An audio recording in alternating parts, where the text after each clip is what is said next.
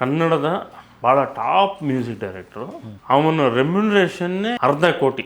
ಈ 3 ಲಕ್ಷ ಕೊಡ್ತೀನಿ 4 ಲಕ್ಷ ಕೊಡ್ತೀನಿ ಅಂದಾಗ ನೊಂದೋಗ್ಬಿಟ್ಟ ಆ ಮ್ಯೂಸಿಕ್ ಡೈರೆಕ್ಟ್ರು. ಫ್ರೀಯಾಗಿ ಕೊಟ್ಬಿಡು ಆಡಿಯೋ ಅಂತಾರೆ. ಸರ್ ನಾನೇನು ಮಾಡಲಿ ಸರ್ ಅಂತ ನನಗೆ ಬಂದು ಹೇಳಿದ್ದಾರೆ. ಈ ಒಂದು ಆಲೋಚನೆ ಯೋಜನೆ ಮಾಡಬೇಕು ಅಂತ ಬಂದಿದೆ ಯಾವಾಗ ಸರ್? ಅಂದರೆ ಯೂಶಲಿ ಸುಮಾರು ಜನ ನಿಮ್ಮ ಹತ್ರ ಹಾಡು ಬರ್ಸಕ್ಕೆ ಬರ್ತಾರೆ, ಹಾಡುಗಳ್ನ ಬರೆದಿರ್ತಾರೆ. ಆಮೇಲೆ ಆಡಿಯೋ ಕಂಪನಿಗೆ ಅಂತ ಅವ್ರು ಏನೋ ಒಂದು ಬಿಸ್ನೆಸ್ಗೆ ಅಂತ ಹೋದಾಗ ಅಲ್ಲೇನೋ ಒಂದು ಬೆಲೆ ಕೇಳಿರ್ತಾರೆ. ಇವಾಗೆಲ್ಲೋ ಒಂದು ಸಣ್ಣ ಎಲ್ಲ ಹರ್ಟ್ ಆಗುತ್ತೆ. ಅಲ್ಲೇ ಬೇಜಾರಾಯಿತು. ಒಬ್ಬ ಮ್ಯೂಸಿಕ್ ಡೈರೆಕ್ಟ್ರು, ಕನ್ನಡದ ಭಾಳ ಟಾಪ್ ಮ್ಯೂಸಿಕ್ ಡೈರೆಕ್ಟ್ರು, ಅವನ ರೆಮ್ಯುನರೇಷನ್ನೇ 1/2 ಕೋಟಿ ಅಂದ್ಕೊಳ್ಳಿ. ಅಂಥ ಮ್ಯೂಸಿಕ್ ಡೈರೆಕ್ಟ್ರು ದೊಡ್ಡ ಸ್ಟಾರ್ ಸಿನಿಮಾಗೆ ಮಾಡಿದಾಗ ಅದರ ಆಡಿಯೋ ರೇಟ್ ಬಂದು ಕೋಟಿಗಳು. ಅದೇ ಮ್ಯೂಸಿಕ್ ಡೈರೆಕ್ಟ್ರು ಯಾರೋ ಹೊಸ ಕಲಾವಿದರನ್ನ ಇಟ್ಕೊಂಡು ಮಾಡಿದಾಗ 3 ಲಕ್ಷ ಕೊಡ್ತೀನಿ. ಈ ಮ್ಯೂಸಿಕ್ ಡೈರೆಕ್ಟ್ರ್ ರೆಮ್ಯುನರೇಷನ್ನೇ 1/2 ಕೋಟಿ. ಹೊಸಬ್ರು ಅಂತ 1/4 ಕೋಟಿಗೆ ಮಾಡಿರ್ಬೋದು ಅಷ್ಟೇ ಮ್ಯೂಸಿಕ್ ಡೈರೆಕ್ಟ್ರು. ಆದರೆ ಅದೇ ಮ್ಯೂಸಿಕ್ಕೇ ತಾನೆ, ಅದೇ ಕೆಲಸ. ಅಂದರೆ ಟೆಕ್ನಿಷಿಯನ್ಗೆ ಅವನ ಪ್ರತಿಭೆಗೆ ಗೌರವ ಅಲ್ಲ, ಅದು ಕಾಂಬಿನೇಷನ್ಗೆ ಗೌರವ ಅಲ್ವಾ. ಈ 3 ಲಕ್ಷ ಕೊಡ್ತೀನಿ 4 ಲಕ್ಷ ಕೊಡ್ತೀನಿ ಅಂದಾಗ ನೊಂದೋಗ್ಬಿಟ್ಟ ಆ ಮ್ಯೂಸಿಕ್ ಡೈರೆಕ್ಟ್ರು.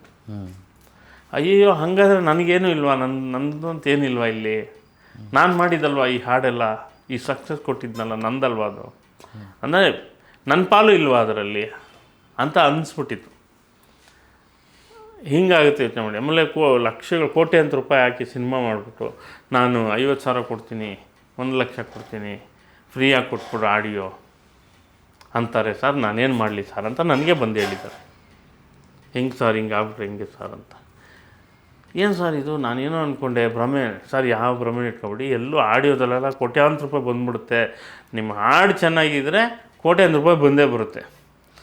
ನೀವು ಮೊದಲೇ ಕೋಟ್ಯಾಂತರ ರೂಪಾಯಿಗಳು ರೈಟ್ಸ್ ತೊಗೊಂಡ್ಬಿಡ್ಬೇಕಂದ್ರೆ ಯಾರು ಇಲ್ಲಿ ಕೊಡೋಲ್ಲ. ಯಾಕೆ ಕೊಡ್ತಾರೆ ಸರ್? ಯಾರೇ ದೊಡ್ಡ ಕಂಪ್ನಿ, ಯಾವುದೇ ಕಂಪ್ನಿ ಆಗಲಿ ಯಾಕೆ ಕೊಡ್ತಾರೆ ಹಂಗೆ ಕೋಟಿಗಳು?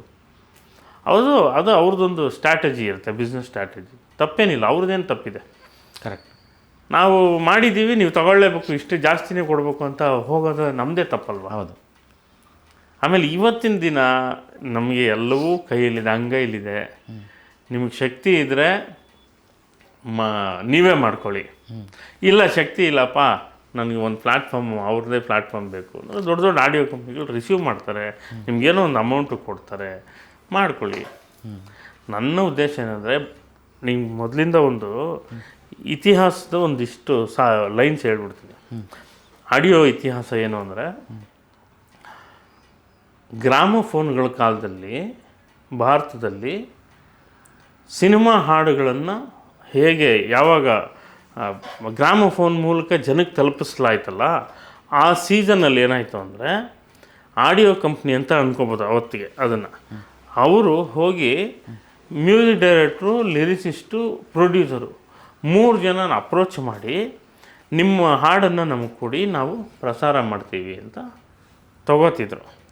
ಈ ಪ್ರಸಾರ ಮಾಡಿದ್ಮೇಲೆ 1 ವರ್ಷ ಆದಮೇಲೆ ಕಾನೂನು ಪ್ರಕಾರ 1950s ಕಾಪಿರೈಟ್ ಆ್ಯಕ್ಟ್ ಪ್ರಕಾರ ಅವರೆಲ್ಲ ಬಂದು ಏನು ಮಾಡ್ತಿದ್ರು ಅಂದರೆ, ವರ್ಷಕ್ಕೊಂದು ಸಲ ಇಡೀ ವರ್ಷದಲ್ಲಿ ನಿಮ್ಮ ಗ್ರಾಮೋಫೋನು ಇಷ್ಟು ಸೇಲ್ ಆಯಿತು. ರೈಟ್ರಿಗೆ ಅದರಲ್ಲೇ ಬರೆದಿದೆ ಅವಾಗಲೇ ರೇಷಿಯೋ. ಸರ್ 1 ಲಕ್ಷ ರೂಪಾಯಿ ಬಂದಿದೆ. ನಾನು ಮಾತಾಡ್ತಾ ಇರೋದು 50-60ನೇ ಇಸ್ವಿದು ನಾನು ಹೇಳೋದು. 1 ಲಕ್ಷ ರೂಪಾಯಿ ಬಂದಿದೆ ಸರ್ ಈ ವರ್ಷ.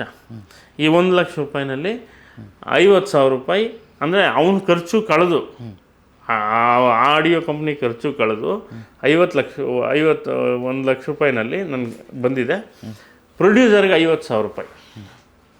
ಇನ್ನು 50,000 ರೂಪಾಯಿನಲ್ಲಿ ರೈಟ್ರಿಗೆ, ಕಂಪೋಸರ್ಗೆ ಕೊಡ್ತಾ ಬಂದರು. ಇದೇ ನಡ್ಕೊಂಬಂತು 80sವರೆಗೆ.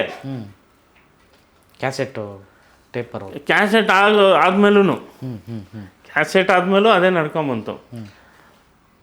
ಇಲ್ಲಲ್ಲ, ಎಲ್ಲಿ ಕ್ರಮೇಣ ಒಂದು ವಿಷಯ ಏನಾಯ್ತು ಗೊತ್ತಾ, ಈ ರೈಟ್ರಿಗೆ ಕಂಪೋಸರ್ಗೆ ಕೊಡೋದನ್ನು ನಿಲ್ಲಿಸ್ಬಿಟ್ರು, ಪ್ರೊಡ್ಯೂಸರ್ ಕೊಟ್ಟರು. ಯಾಕೆ ಅಂದರೆ ಹೊಸ ಕಂಪೋಸರು, ಹೊಸ ರೈಟ್ರು. ಉದಾಹರಣೆಗೆ ಅವ್ರಿಗೆ ಗೊತ್ತೇ ಇಲ್ಲ ಆ ವಿಷಯ, ಪ್ರೊಡ್ಯೂಸರಿಗೆ ಕೊಟ್ಟರು. ಸರ್ ಅವನಿಗೆ ಅವರಿಬ್ಬರಿಗೂ 25 ರೂಪಾಯಿ ಕೊಡಬೇಕು, ಅದ್ರ ಬದಲು ನಿಮಗೆ 10 ರೂಪಾಯಿ ಜಾಸ್ತಿ ಕೊಟ್ಬಿಡ್ತೀನಿ ಅಂತ ಪ್ರೊಡ್ಯೂಸರ್ ಕೊಟ್ಟರು. ಸೊ ಅಲ್ಲಿಗೆ 2 ಕ್ಯಾರೆಕ್ಟರ್ ಕಟ್ ಆಗೋಯ್ತು ರೆವಿನ್ಯೂದಲ್ಲಿ. ಪ್ರೊಡ್ಯೂಸರ್ಗೆ ಮಾತ್ರ ಹಣ ಬರ್ತಾ ಇದೆ, ಕಂಪೋಸರ್ಗೆ ಆ ಥರಕ್ಕೆ ಬರ್ತಾ ಇಲ್ಲ. ಅದು ರೂಢಿ ಆಗೋಯ್ತು. ಅದು ಇನ್ನೊಂದು ದೊಡ್ಡ ಆಡಿಯೋ ಕಂಪ್ನಿ ಬಂದಮೇಲೆ, ಹಿಂದಿಲಿ ನಾನು ಮಾತಾಡೋದು, ದೊಡ್ಡ ಆಡಿಯೋ ಕಂಪ್ನಿ ಬಂದಮೇಲೆ ಏನಾಗೋಯ್ತು, 10 ವರ್ಷ ಆದಮೇಲೂ ಕೊಡಬೇಕು. ಅವನು 10 ವರ್ಷ ಹಿಂದಿನ ಹಾಡಿಗೆ ಈ ವರ್ಷದಲ್ಲಿ ಲೆಕ್ಕ ಕೊಡಬೇಕು. ಫೈನಾನ್ಷಿಯಲ್ ಇಯರ್ ಕೊಡ್ತೀವಲ್ಲ, ಹಾಗೆ 10 ವರ್ಷದಿಂದ ನೀವು ಹಾಡು ಬರೆದಿದ್ರಲ್ಲ ಸರ್, ಅದರ ಅಮೌಂಟ್ ಇಷ್ಟು ಸರ್, ಈ ವರ್ಷದ್ದು ರೆವಿನ್ಯೂ ತಗೊಳ್ಳಿ ಅಂತ ಕೊಡಬೇಕು. ಇದು ಕಾನೂನು. ಏನು ಮಾಡಿಬಿಟ್ರು, 20 ವರ್ಷ 30 ವರ್ಷ 60 ವರ್ಷದವರೆಗೂ ಕೊಡಬೇಕಲ್ವಾ? ಯಾರ ರಿಸ್ಕ್ ತಗೊಳ್ಳೋರು? ನಿಂದು ಎಷ್ಟಪ್ಪ, ಇಡೀ 10 ವರ್ಷಕ್ಕೆ ನೀನು ಎಷ್ಟಪ್ಪ ದುಡಿತೀಯಾ? ಒಬ್ಬ ಕಂಪೋಸರು ಎಷ್ಟು ದುಡಿತಾನೆ? ಯಾವುದು ಆ ಹಾಡಿಗೆ, ಆ ಹಾಡು ಎಷ್ಟು ದುಡಿಬೋದು ಹೊರಗಡೆ? ಈ ಹಾಡು 10 ಲಕ್ಷ ರೂಪಾಯಿ ದುಡಿಯುತ್ತೆ, ಉದಾಹರಣೆಗೆ ಹೇಳ್ತೀನಿ. 10 ಲಕ್ಷ ರೂಪಾಯಿ ದುಡಿತಾ, 15 ಲಕ್ಷ ನಾನು ಕೊಟ್ಬಿಡ್ತೀನಿ. 10 ವರ್ಷ ನೀನು ಕಾಯ್ಕೊಂಡಿರೋ ಬದಲು ಲೈಫ್ ಟೈಮ್ ಅಥವಾ 8 ಲಕ್ಷ ಕೊಟ್ಬಿಡ್ತೀನಿ, ಲೈಫ್ ಟೈಮ್ ಬರ್ಕೊಟ್ಬಿಡು.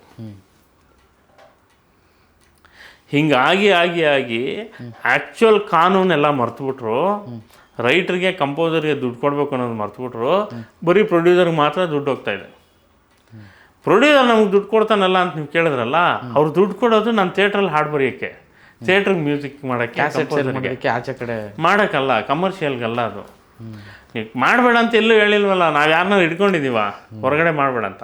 ಮಾಡಿದ್ರೆ ಅದ್ರ ರೆವಿನ್ಯೂ ಕೊಡು ಅಂತ ಕೇಳಬೇಕು. ಅಷ್ಟು ಇದೇ ಕಾನೂನು ಇರೋದು. ನಾನು ಹೇಳ್ತಾ ಇರೋದು.